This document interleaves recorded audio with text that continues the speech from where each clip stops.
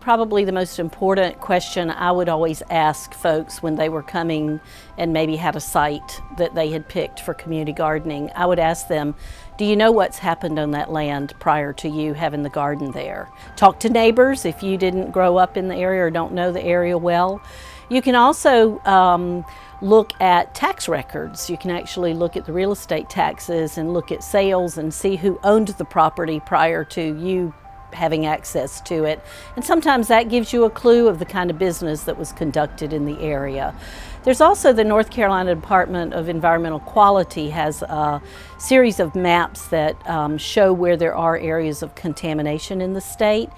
There's a great online garden decision tool called Check Your Dirt NC.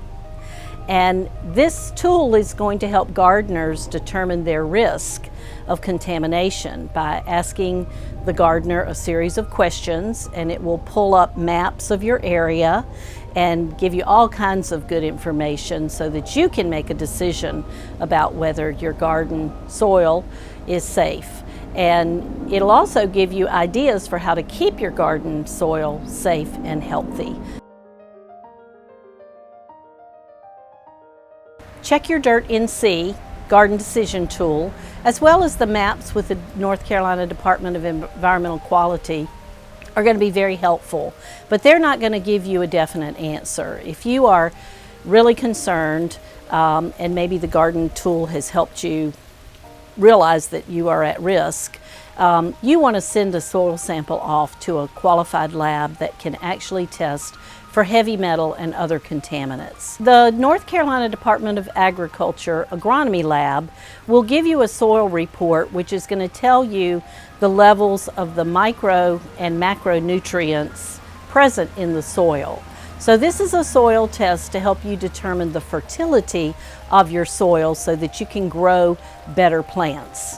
It is not a soil test that's going to tell you about soil contamination. That would be a different kind of test that you would have done from a private lab.